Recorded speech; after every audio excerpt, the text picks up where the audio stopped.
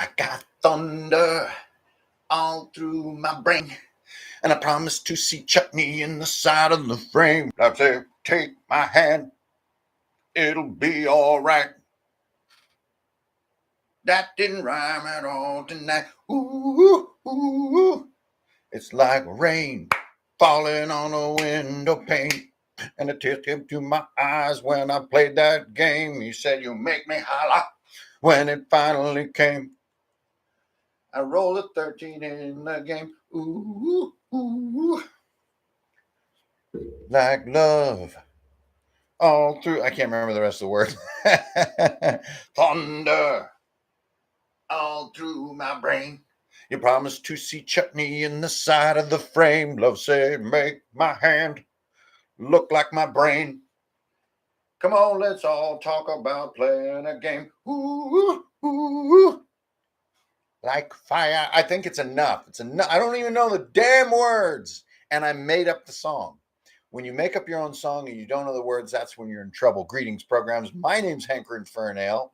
Your old buddy Ingrid Bernal here. All this splendor you see, everything around us, this is Runehammer. Welcome back to Drunkens and Dragons right here on YouTube. It's Wednesday, and it's sometime in the afternoon. I don't know what time it is, but it's sometime in the afternoon, and yeah, that means it's later than lunch, but it's not quite dinner. You're probably at work, and you probably want to go home, so it's a good time to watch some YouTube when nobody's looking, you know what I'm saying? So just get comfortable, get your alt tab ready, so you got your spreadsheet, looking like you're being productive and whatnot. Hi, everybody. I'm just jumping on YouTube here to make sure I get it done because I've been pretty busy. I'll tell you what, Crown and Skull is in my skull. Crown and Skull. What was I talking about? I don't know because all I ever think about is Crown and Skull anymore. But it is definitely in this crazy part. You know, in everything that I've released over the past 8 years now, I have hurried through this part. I got to be completely honest. Like when I'm done with all the creative work and all the art's done and all the writing is done and all the cool like play testing with people at the table and everything's feeling solid and like really confident about the quality and blobbity bloobity blap. When I reach that point and I got to do all like the publishing, the logistics, all the details and the technical shit, I tell you what, I lose it. I just want to get through it. I just want to like just get it over with. Let's just be done with. I don't want to make no advertisements. I don't want to tell anybody about it. Let's just move on to the next thing. This is a classic behavior in like creative people. And I've been told I'm a creative person, but I have yet to believe that. So anyway, I hate that part. But with Crown and Skull, man, this has been totally different. I feel like I'm putting as much work into this part, the logistics, the details, and the technical part, as I did into the creative part. That's insane. That ain't right. That ain't right. It's just a testament to how much I really believe in this like next chapter. I mean, this is really as big of a chapter to me as Index Card RPG. Now, I know Index Card RPG isn't like taking over the world or anything like that, but it's been a pretty big deal for my tiny little family. So to have like this next one, this next big attempt is crazy, y'all. So I'm really trying to do a killer job at it. So on that note, you're not here to talk about my creative challenges or my work schedule. I have no work schedule. I got to be completely transparent. I am a chaotic freak. I do things different every damn day, except the gym. Never mess with the gym. The Iron Church is always sacred. Anyway, I'm here to talk about recapping actual games. So before we get into the one, let's talk about the other one. Now, everybody is familiar with Dirty Jobs, and you've probably watched the recap from the first few sessions. Now, we're on session 4 coming this Monday, but session 3 was last Monday, and I'm just now getting to the recap for you. So these guys have been questing through this like Himalaya-like environment, and they're basically just trying to get out. That's really their main goal right now, which is a fun goal to work with players because really all they want to do is traverse terrain.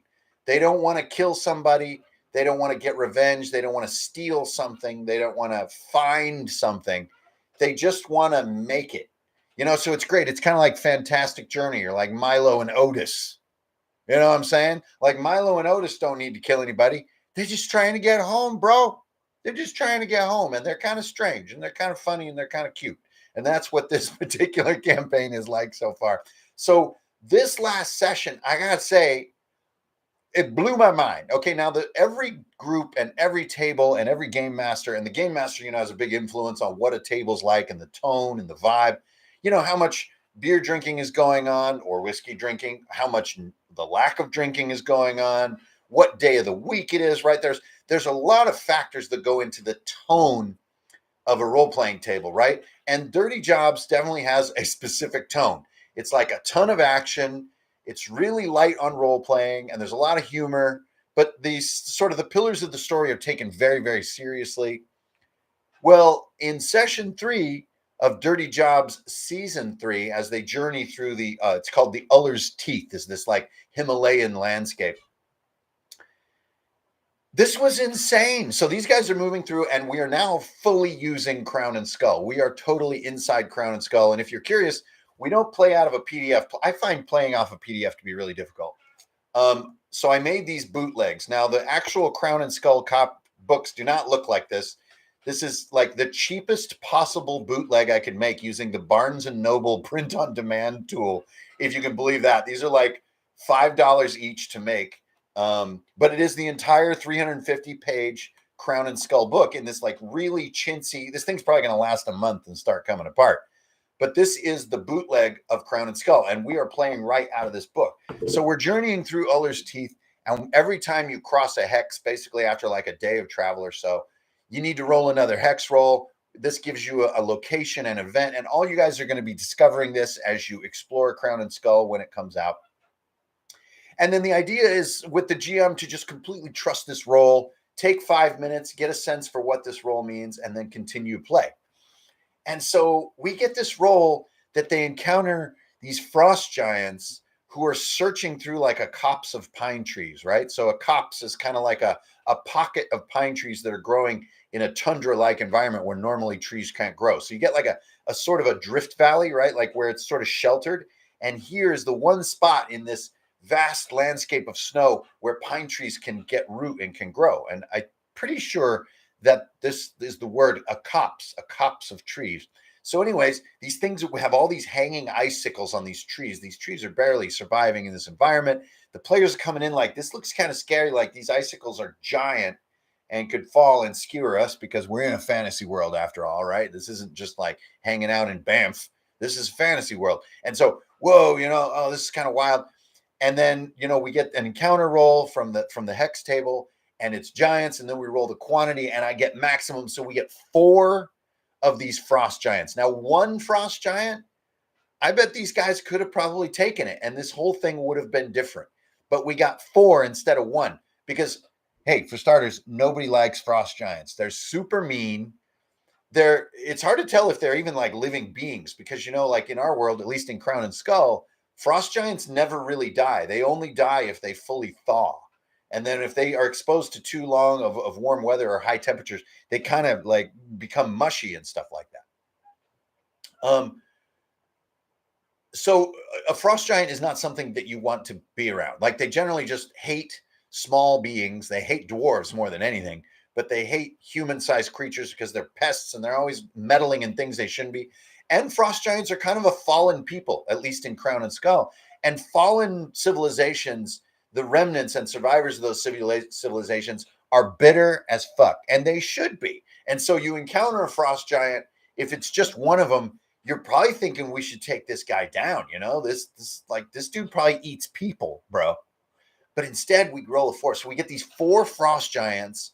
And again, I sort of use the rolls and, like Crown and Skull, it truly is like a world engine. It will make your world as you go. Now, it requires a lot of GM intuition to make it happen. But yeah, so we roll for it. And these giants are like looking for something. So they're kind of digging through this deep snow in this pine tree glade with these huge icicles. And right away, we just had this really cool scene. And I was kind of not sure. I'm like, Dirty Jobs crew usually rolls up like throwing hands, you know what I'm saying? But they kind of came up, and for whatever reason, the day of the week, maybe people's moods, the tone of these 4 players who are normally so aggressive, they kind of they had a moment. It looked like they were going to deploy like a SWAT team. And I was just like, oh my God, like I'm going to play these giants right out of the book. So I'm not going to pull any punches here. This could be This could go really badly. Plus, this deep snow is making movement difficult for them and stuff. And I'm just watching as the GM, like, oh shit. And then suddenly this train the brakes come on real gentle.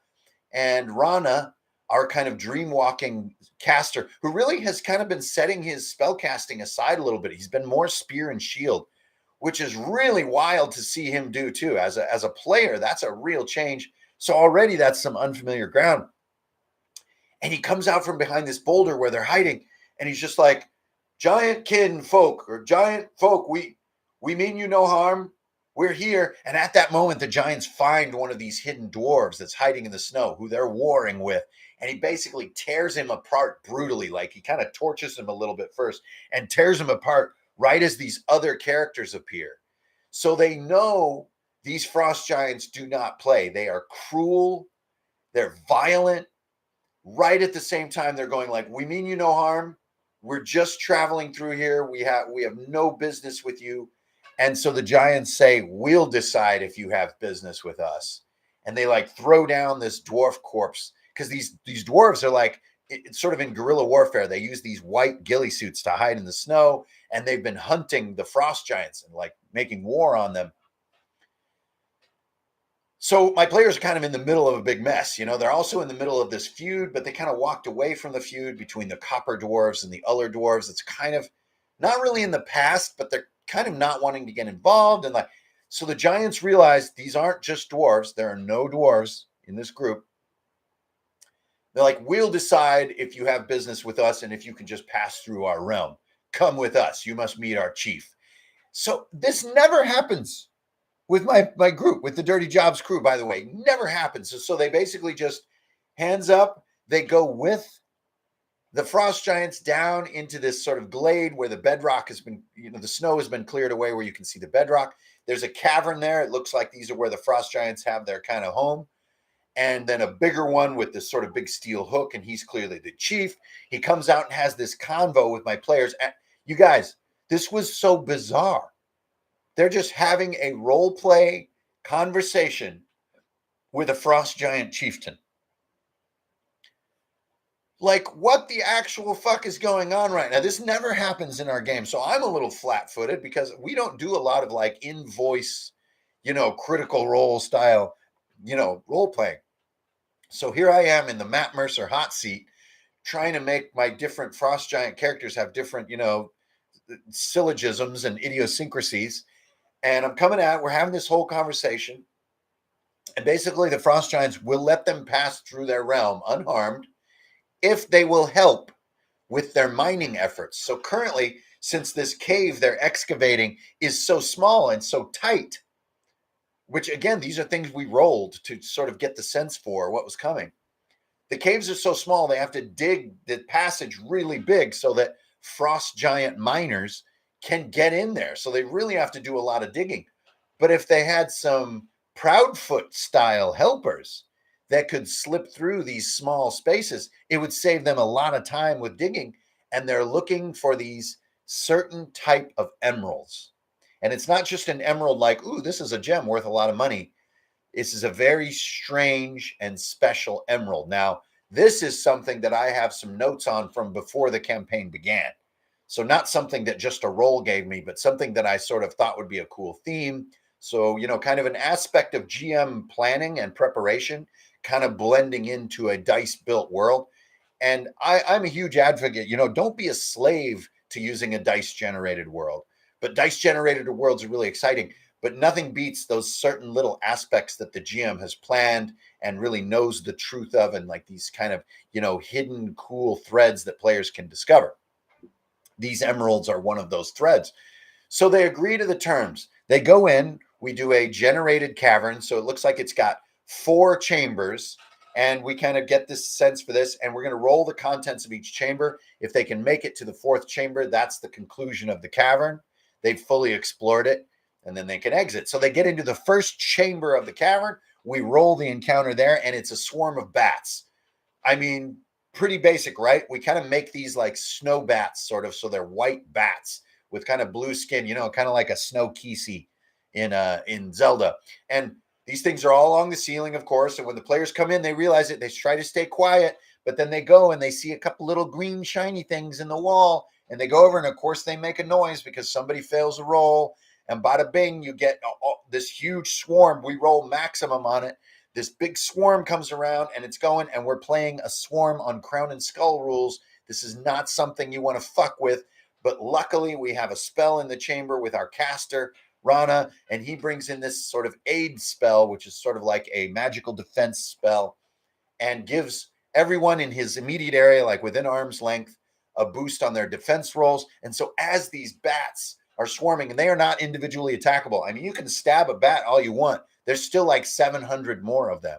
The only way to really fight a swarm of bats, as many people know, is with explosions or massive discharges of energy or area effects of some kind. So they're just going to have to make defense rolls. So what they decide to do is hurry up and get as many of these small emeralds, these are just the little ones because they're not deep into the cave yet, as they can, and fuck off. They're done. They're just, it's crazy. And they know there's the tunnel, the passage goes deeper down, and they know that the bigger emeralds are deeper. But there's so many bats, and this is getting so hairy.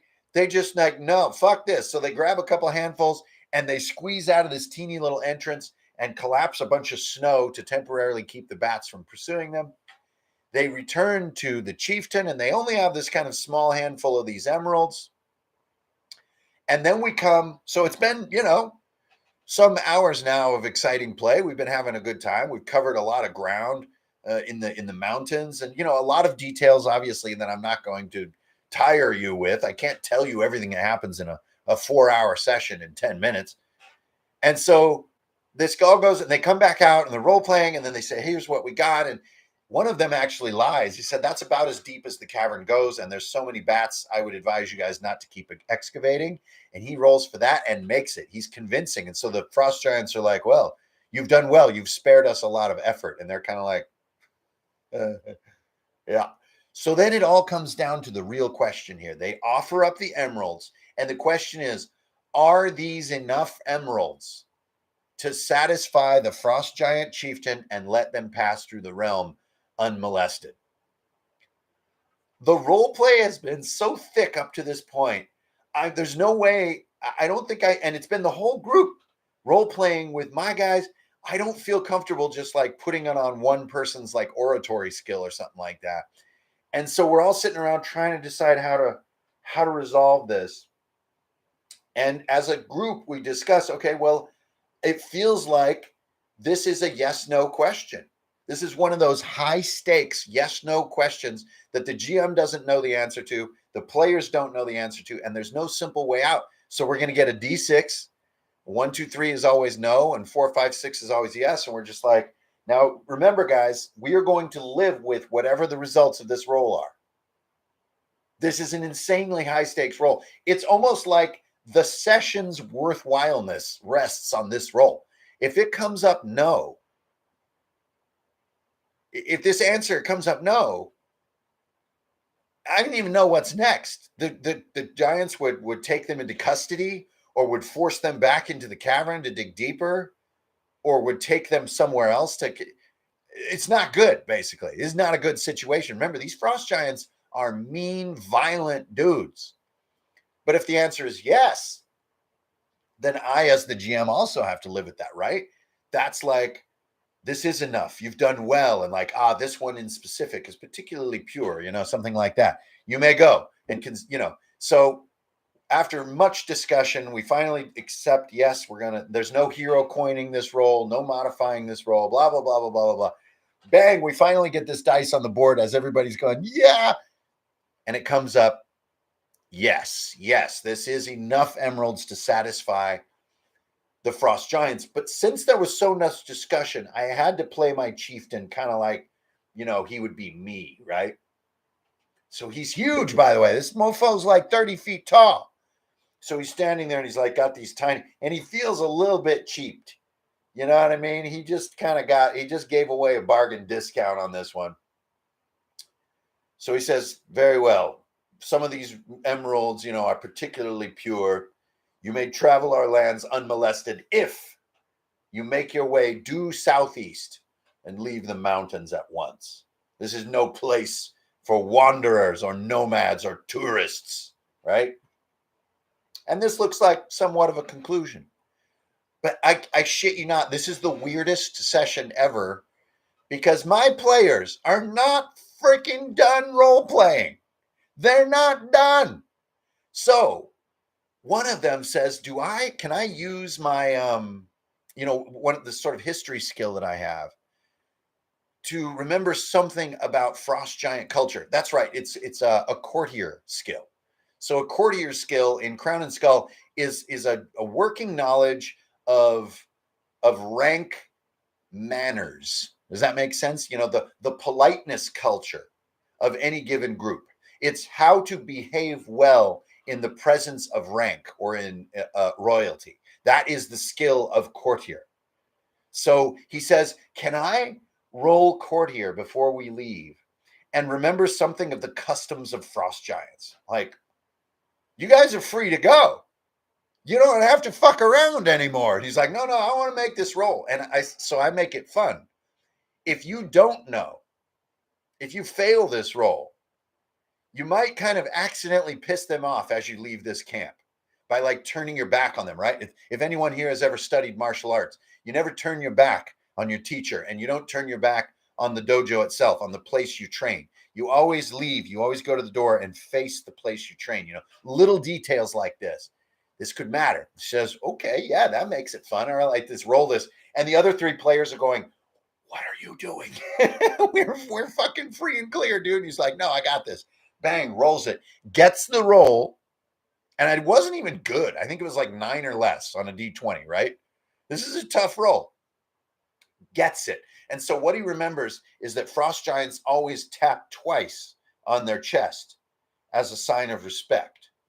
Once is like a sign of anger, like a gorilla or something, right? But if you tap twice, it's a sign of respect, and it's almost like their version of a salute. And that's what he remembers. And so he whispers this to the group. And so when everyone is leaving the camp, they turn around and they're like, thank you, giant kin. You have been good hosts and more than fair to us. And they both give this, or all four of them give this 2-tap and like lower their heads slightly. And the giant chieftain is like, well done, small folk. Consider yourselves friends of the giants. And then he comes over and gives them one of the smallest, the most petite, the most diminutive, like a cracked emerald, like the least valuable one they found. And he says, if you encounter frost giants from this day forward, you show them this and tell them that, like, I think his name was Hook. Tell them that Hook sends his blessing by the snows, And like, my players are just like, this role-playing shit is hot. We're walking out of here with most of our stuff. We only sustained, minor attrition fighting these bats. We're walking out here friends of the frost giants. And all my players are looking at each other. Frankly, I'm looking at them going, yeah, this role-playing shit's pretty fucking crazy, right? So they continue their journey through Uller's Teeth, through these snowy, gigantic mountains, heading southeast, and hopefully out of this unforgiving environment. There is no rest. It's so cold here, there's no way to rest. They know that there is a henge with a small encampment 4 hexes away, and that's where they're headed. So there's 4 more rolls, 4 more kind of scenes in our game until they're going to reach a point that they can rest. So that, my friends, was session 3, season 3 of the Dirty Jobs crew. So in the future, if you're getting confused when I'm doing all these game recaps and you're losing your sense of context, just come on back here, and I always try to make it clear which session we're talking about with which group, okay? So, yeah. Moral of the story for this particular session, this role play shit is some hot shit, bro. Like, this stuff is nuts. We should be talking in character like way more. Now, I know that this is a vast and diverse hobby we live in, but I know y'all are with me on this. Like, not everybody is comfortable, pretending to be someone else, even if they're totally cool D&D players. They're into role playing, and they're into, even experimenting with new role playing games and new systems, which I think is really, I think we're in a good time to be doing that. You know, D&D is going to be D&D forever, but I feel like this is a good time in our hobby to explore new systems and stuff. And my group has always been open to it, but they're not that comfortable with talking in character and truly role playing the moment. You know, not role playing just like making fun of their character or being hilarious or, you know, almost making a mockery of role playing, but actually doing it. And also not just using role play to get like what they want or something, but actually being themselves. I don't think, I think less people are comfortable with that than the hobby at large maybe wants to acknowledge. I think a lot of people are, you know, a little bit weird with it. But I agree with what's going on in the comments over there. Like when this does click, man, it's dope. Now, as the GM, a lot of times you want these big battles to break out and you want things to be dangerous and you don't want anything to get bypassed, right? You're like, oh man, yeah, I could have had this super cool, like, you know, frost giant battle with these huge boulders and ice coming down and stuff. And so sometime as the GM, you're like, oh man, they kind of role played their way out of it. But, you know, I would invite you to let go of that and revel in their time. And the revelry that you give them as the GM encourages them to be more comfortable role playing in the future. And being comfortable and having a good time is what this shit is all about. Okay, so that was session 3, season 3 of the Dirty Jobs crew. Now, before I get out of here, because I know I'm moving quick, I want to tell you about my other game. I'm also lucky enough right now to be in a second table game, and my good friend Carissa is the game master, and she is brand new to Crown and Skull. I'm talking so brand new. You know, she's got life going on too, and has, you know, had not a lot of time to fully like ingest what Crown and Skull is. And she has game mastered D&D 5th edition before, so she's comfortable there. And so that group is wildly different. We are very much easing our way into things. So we're rolling D20 under a target, but we didn't build our character with hero points. We don't use a lot of the sort of the very different combat system that exists in Crown and Skull. It's sort of, you know, a extremely stripped down and simple kind of version. And we also started with stripped down characters. Our characters woke up in a prison with amnesia. So we didn't have built characters. We had no skills. We had no equipment. And so we very, very lightly coming into it. And so it's a really different experience as a game. And we're in a completely different area of the world. We're in the sort of the Frog Empire. So we're prisoners of the Frog Empire. The Frog Empire are mean mofos, and they are just like totalitarian to the max. And so we are coming up from being prisoners.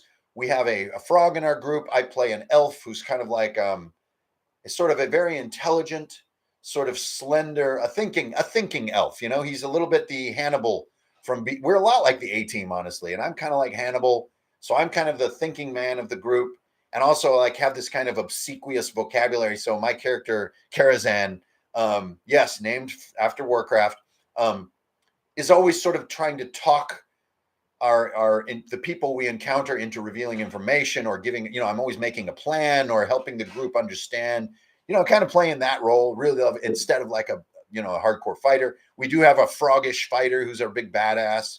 Then we have Jimmy's character, which is sort of this disturbed little sort of a young woman in kind of a shift.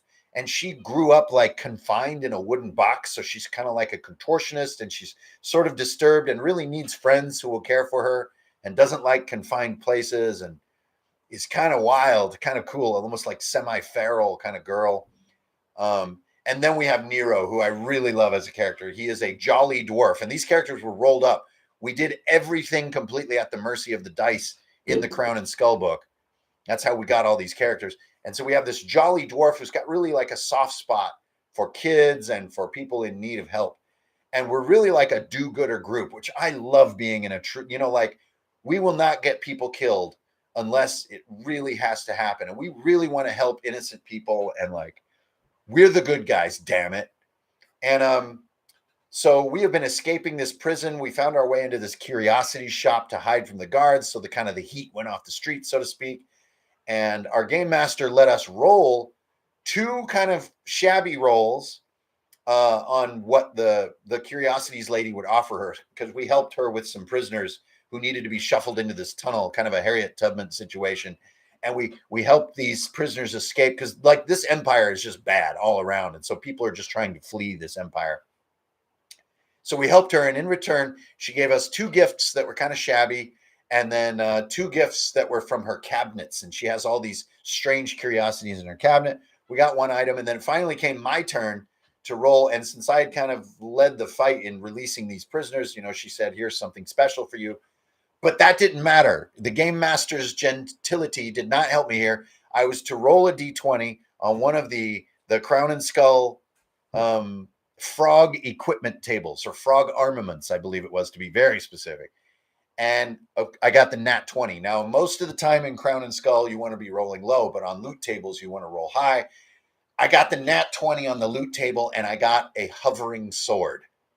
So this is a katana that is made with a tiny chip of what's called arcane jade that you'll find in Crown and Skull, which is this very special green stone that only the Frog Empire has sort of possession of, that is a hovering stone. And so they integrate it into some of their craft work to make, so I have this hovering sword. So it's not only weightless, it actually would just sort of hover next to you and kind of can be pushed. And it's a crazy item. And this is in the 2nd session. So it's so cool to acquire. So I kind of just hit it. Anyway, we find our way out of this sort of underground area into the fields, and we find a burned out village. And that's kind of like, this is almost like abandoned, but also I think this village has been ransacked, with the work of my fellow players who are brilliant, because I can't believe I didn't have this idea, because it's so simple, but like, look for tracks. So we find tracks. The tracks are leading to this sort of pagoda tower, and all these frogs are gathered around the pagoda tower. And our GM is using rolls from the book, and she has to make the hex rolls and then think a second to interpret it, make a few notes, and get ready for what we're going to encounter. Make sure she has some truths that we can uncover. And so we go to find this pagoda-like tower, and there's having this huge festival. Everyone's celebrating, and they all have like wooden swords and beer and banners and stuff. And we're like, what's going on here? And we kind of join in, and as players, we're kind of having a good time. We nickname it Frog Fest, and we get in there, and we realize this is like arena combat. This is like their annual festival for arena combat, where like the biggest frogkin gather and they battle in this arena, and all these people gather around and cheer. I mean, this to me is a common thing in a medieval kind of world, is like a Roman Colosseum kind of vibe. And so we come in there, and we decide, and we've kind of talked about this in session 1, that we're kind of like a traveling troupe who like puts on like these mock battles with each other, these practice battles to entertain villages and stuff. We're like, this is our ticket, man. Let's get into this. These frog people are cool. Let's throw down. And so instead of going with the crowd, I talk our way into the arena entrance where the combatants go. We go in there and we take our big guy and we shove him forward and say, you're up, dude. Like, go win the tournament.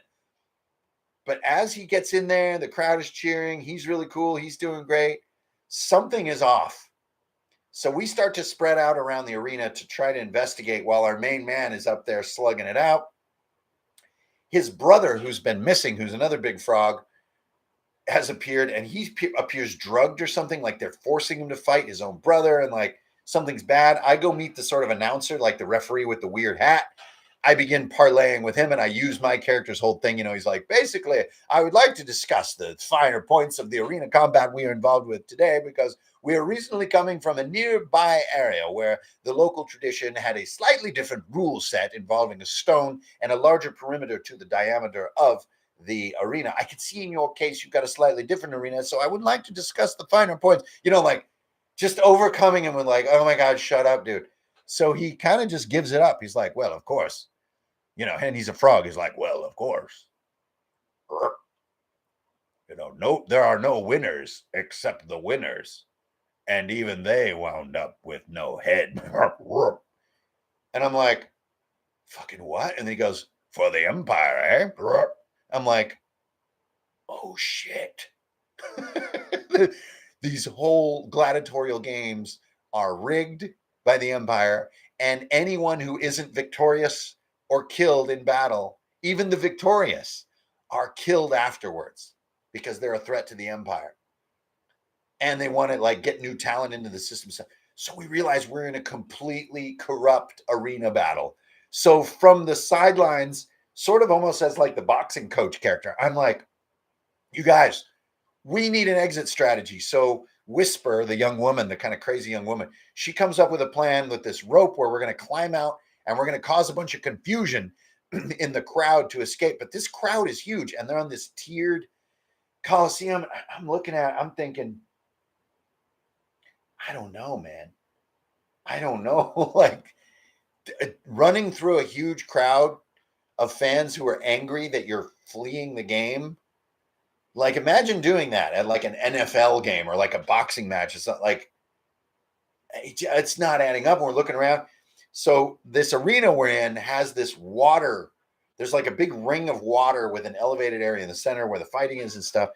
And my character notices that when our frog brother, this guy Frederick, falls in, he kind of doesn't resurface. And I'm like, oh shit. So the water feature in this arena is not just like a baby pool, like a fountain. When you fall in there, you don't reappear. Like it's a sort of a deadly hazard. But if that's true, it must be really deep and it's swirling, like it has a current. So if it has a current, it must lead to something. But anyway, we're out of time at this point. We've been battling, we've been yelling, the crowd's going wild. One combatant is down. Our main guy has stolen like the sort of victory stone, almost like the sort of the football. And I'm looking, and as the sort of the Hannibal, the thinker of the group, these variables are not, this is not looking good. They've closed all the doors during the combat. Like there are guards freaking everywhere. This huge, all these fans.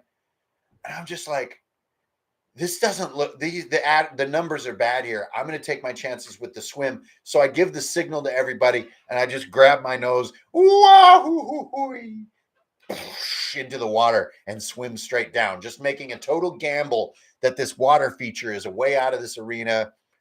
Fuck it, basically. Let's just go for it because there's no way we're going to take on this entire arena and not just wind up dead or back in prison. So I just go for it. My group, we all trust each other. We've all talked about this stuff, like one for all and all for one.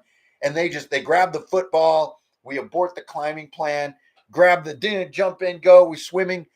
Are the only conditions we can't miss 2 rolls in a row of 12 or less. Is just our GM's kind of just pulled it out of nowhere number. Like this is your hold your breath and don't drown number. And you can't miss it twice. If you miss it twice, you gulp too much water and you're going to lose consciousness. And this is going to get a lot worse. So everybody know the stakes here. So we're rolling. And as a group, the 4 of us, the team, we've been rolling spicy all night. We're killing it. We're getting a lot of 5s last night. We do have some close calls. So we have some single failures going. And we're like, we can't have a repeat on the failures, guys. Don't fuck this up. And then we're swimming and there is a light that we're swimming toward and we're all running out of breath. And so we go into the second round of rolls and like, we do have Nero cannot fail this roll. We're like, dude, don't fuck this up. Bang, rolls out a natural 3. Beautiful. You swim out and then there's a, like an aqueduct thing where the water hooks around for a diving well, where it's kind of welling over with the current and the weight of the water. Kind of like a toilet that never turns off, and like we pop up and kind of flop out like, oh my God. And we're now in like some other cavern system. And basically a drainage, right? It's like a drainage where a lot of the contestants who are knocked into this vortex are knocked in there either dead or unconscious. So it's almost like a disposal for the arena. But for us, it's an escape. We hear a voice. There's a figure comes up with a lantern. It's a woman. Again, this NPC is rolled out of the book, so it could have been very bad. But it was good. And it was she's a member of the rebellion. Her name is like Janella. And she's like this sort of, kind of buxom. Is that how you say it? Buxom. She's busty. She's robust. She's curvy. She's vivacious. She's voluptuous. And she's like runs several taverns across the realm. Kind of this classic fantasy character with like rosy cheeks and big blonde hair. And, kind of a little bit of a stereotypical character. But hey, why not? Right. And so she comes up and she's like, you finally arrived as you promised. And we're like, what? She's like, the looks in your faces. None of you remember anything, do you? We're like, on that note, we have suffered from a recent bout of total amnesia. So you'll have to catch us back up to speed. I think we may have took a nasty bump to the head a few days prior, and we actually have no idea who you are. So it buxom. Yeah, there we go. Buxom. So she tells us this and says, well, our plans are proceeding as we discussed, even though you may not remember them. Come with me. And that's the end of the session. So super cool. Good times. Pretty short. I think we did 3.5 hours.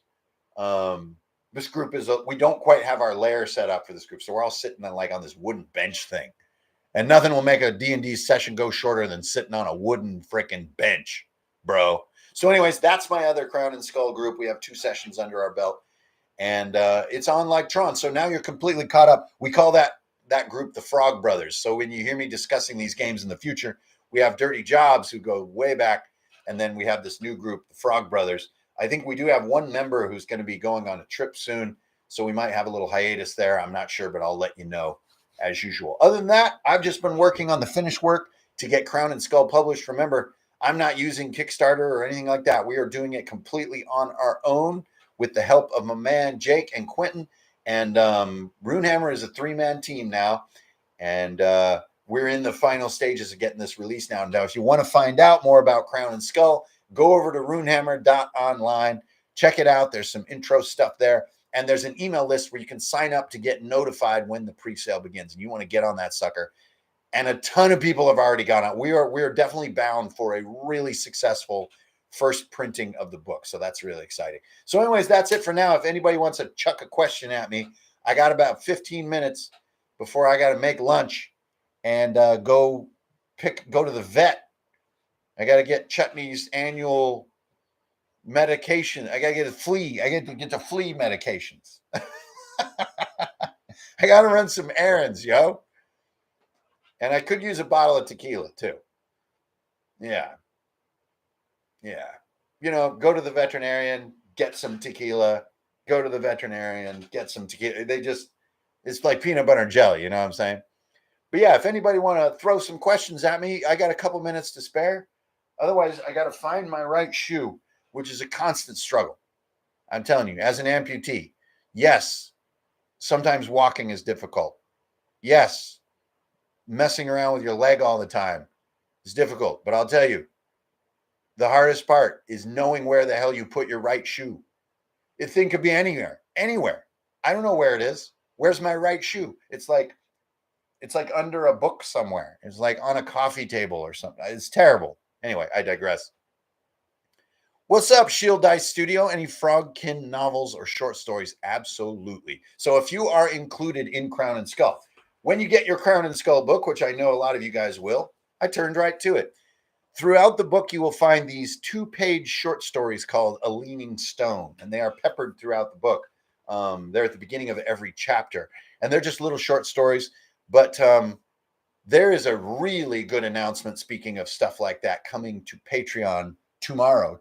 I always post on Patreon on Thursdays every single week, and I'm going to save it for that. So if you want to jump on my Patreon, that announcement is coming tomorrow, and it's a long time overdue. I'm very excited. But yeah, lots of short stories and I think Crown and Skull, if you've noticed, if you're looking at the site right now, or you're going to start seeing some ads for Crown and Skull pretty soon, you'll notice there's a big number 1 on the side, on the spine of the book. This is volume 1 of Crown and Skull.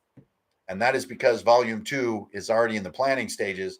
And it definitely sort of leans into some of the less explored parts of the world, such as the far south, the Orklands, and some stuff about the Frog Empire, which I think everybody's clamoring for more information about that.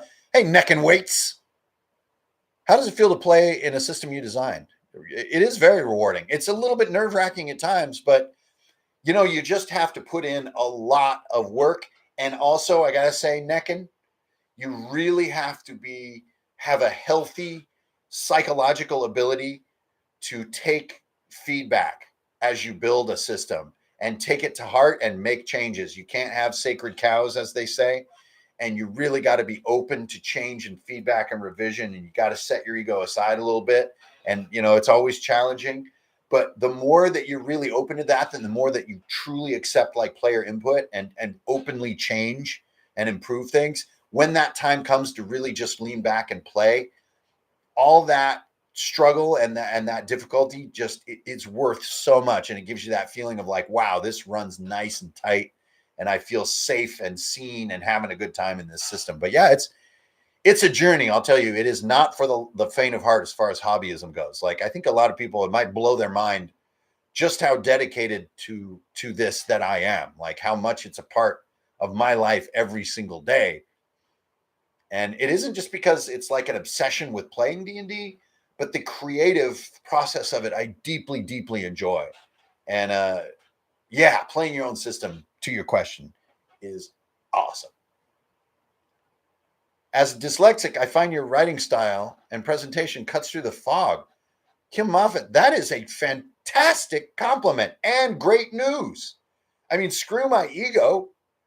That's great news. I'm so happy about that. Because, you know, dyslexia is no joke, y'all. I know in the 80s, people used to joke about it and were really mean about it. People were really mean about a lot of stuff in the 80s, I got to say. But it's no joke. It is difficult and frustrating stuff, and it's nobody's fault, you know? So, and reading is like one of the greatest things in life. So that's where, you know, having dyslexic, you know, challenges is no fucking joke. So, Kim, first of all, thank you for the courage for saying that. Good on you, you big badass. And secondary, that's awesome. That makes me so happy. That just makes my day right there. Sever says, what layer of knowledge you got for us? Oh man, well, there is a book club now. There's a Runehammer book club if you want to jump in. I just finished the collected stories of Aldous Huxley, which was a heavy duty read, and I'm now reading Hyperion by Dan Simmons. And I am going back through Burning Wheel just for fun, and I'm relearning Burning Wheel a little bit as my sort of bedtime reading. And Kim's back. Have you considered learning difficulties when you're building your books? Kim, you know, I wouldn't say that I actively go, does this help with learning challenges or differently able people or stuff? I don't think I specifically address that, but it is on my mind in a way. This is hard to describe, but I do try to get to the essentials of a thing. And I've talked about this on the channel here many times over the past years about using brevity and actionable detail and cutting away, you know, sort of obfuscation or befuddlement in your writing, and how that can be actually harder than the creative part of writing is the technical aspect, and thinking about people whose English isn't their first language, but also not, you don't ever want to sound basic, you know, as a differently able person myself, as an amputee, the last thing that I want is for people to kind of coddle me. So I don't ever want my writing to be coddlesome or to be, you know, babyish in any way. I want to challenge my reader, but I do try to be as clear and as clean as possible. Yeah, that's a really neat thing to think about. And it just makes my day, Kim. Thanks so much for your comment. That's just fucking badass. That makes me feel so great. Yeah, Hyperion's really fun. Yeah, Aldous Huxley is most well known for The Doors of Perception and Brave New World, which are his later works. After he actually suffered a lot of misfortune in life, he wrote some of his more popular work. His earlier stuff, his short stories, you know, are like 19th century stuff and very obsequious, if that's a word that anybody cares to even think about. That word is in itself obsequious. It's sort of like an attitude of condescension, but in a satirical way, right? So you're satiring being intellectual by trying to be even more intellectual. That's kind of his approach. He kind of makes fun of smart and wealthy people by acting smart and wealthy. And it's a little bit, some of his stories are fun and fanciful, but most of them are like commentaries on how like art critics are all BSers, but kind of couched in fiction. And it's heavy reading. I can't say I would recommend that book. But as a writer myself, the education and the research project of reading his writing is, you know, really enriching. Like, whoa, you know, peering into a really complex mind like that is something I like to do. Cthulhu. Hey, what's up, man? Have you seen Dolmenwood? Yeah, absolutely. Yeah, Dolanwood's real neat, and I like how they really swung for a home run on their art style. You know, they did this fairy tale kind of art style, and it shows a lot of chops and a lot of skill. And I know Gavin from Necrotic Gnome has been working on Dolmenwood for about 472 years, so it's really cool to see it come out. And I mean, it's a big one. I'll tell you, it's like a lot of books and a lot of stuff and a cool map, and there's a lot to it for sure. I think it's going to do really well. It looks really neat. Uh, Oh, yeah. Thanks, Kim. Appreciate it. Does your new book include characters who are disabled? You know, as again, sort of being that, I guess by some considered, I would be considered disabled, having, missing a limb. To me, it doesn't feel like a disability. It's just me. But from that point of view, I don't tend to portray that stuff. That's an interesting, I don't tend to really enjoy portraying amputees in the things that I create. Maybe it's because I'm kind of dealing with that day by day. It's probably a bad habit not to lift up differently abled people in my work. But yeah, maybe because there are daily struggles with it for me, I kind of don't want it there.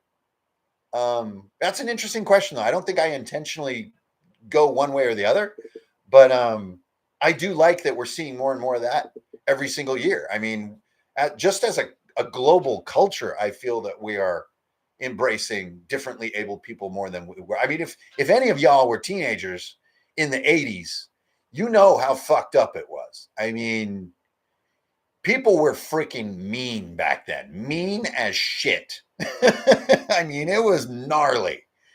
Now we have a different kind of mean in our modern cyberpunk world. We have more problems with like firearms and stuff. But the meanness back in the 80s was really psychological. There's a lot of bullying. Bullying was freaking everywhere. And people who were different were fucking hounded every single day, whether it was learning disabilities or looking weird or, like walking funny. Maybe they just talk different than normal people. Maybe they didn't have a hand or some shit. Something that nobody should be, brought down for. And they were just given so much shit back then. So we really, I think, have improved greatly in that area. But that's an interesting question, Sabia. I appreciate it. And something to think on for sure. Okay, Leonardo's writing a simple RPG. Cool. And it's taken forever. There is no efficient way. If you're doing it efficiently, you're probably not doing a very good job. Just embrace the suck, man. As we say in the gym, you may be going to get 1%. If you get 1% of an increase in your strength and your fitness in one day out of the gym, man, you're killing it. Like, expect nothing, just embrace sucking and just show up and do the reps again and again and fight and try to get further than you did before. And that's how good things are made. The greater the effort, the greater the reward, as they say. So just hang in there. You got this. Yeah, Sabia, thanks. I appreciate your understanding on that. Let's make it an ongoing journey, though. Let's do that. Let's do that thing you're asking about. Let's be part of that change. Because fuck yeah. All right, Necken. What is it about Burning Wheel that keeps you coming back? Man, I fucking love Burning Wheel. It's dope. It's daring intellectualism. It thinks well beyond the comfy, cozy nap time bed of D&D 5e. It challenges you to say, like, there's another way to do this, and it's a little wild. Like, strap in and feel the cheese, man. Can you hang? And it's also just deep. There's a lot there to take in. It's flavorful. It's fun. It kind of gets your imagination turning. It's just masterful.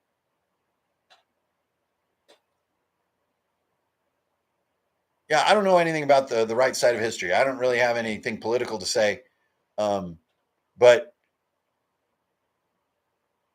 yeah, and that subtlety, that does matter, Sean. That is an improvement. That subtlety is an improvement. I mean, I'm talking about like me and the people I know were getting beat up, drenched in Slurpees, sabotaged, verbally and psychologically sabotaged with our teachers and with our friends. It was active. It was really gnarly. Now there are a lot of challenges nowadays. I don't want to be no boomer with this and make any kind of comparisons. Today has got some massive, massive problems. But I'm just saying, like, the out in the openness of it, I think, was really not cool back then. And I do think we've improved in that area, but we've adopted other problems. But this is obviously a can of worms. Where am I here? Speaking of learning styles, my autistic girl story is finding. Oh, that's great. And yet, index card RPG really has been a boon to a lot of people who just, are looking for a cleaner way into the door of RPGs. And that is what it was designed for. And that is the purpose it has served. And thank you for that comment, Annalie. I appreciate it.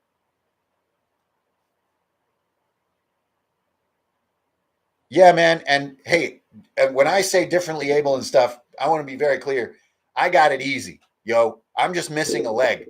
There are people out there that are fucking warriors with this shit. Like it can be extremely difficult and they survive anyway and keep going day after day. And I got it pretty easy on that scope, like, so I don't want to, I'm not looking for anything there. There are some hard motherfuckers out there who keep surviving despite a lot of difficulties. And I salute those people. It is no small thing.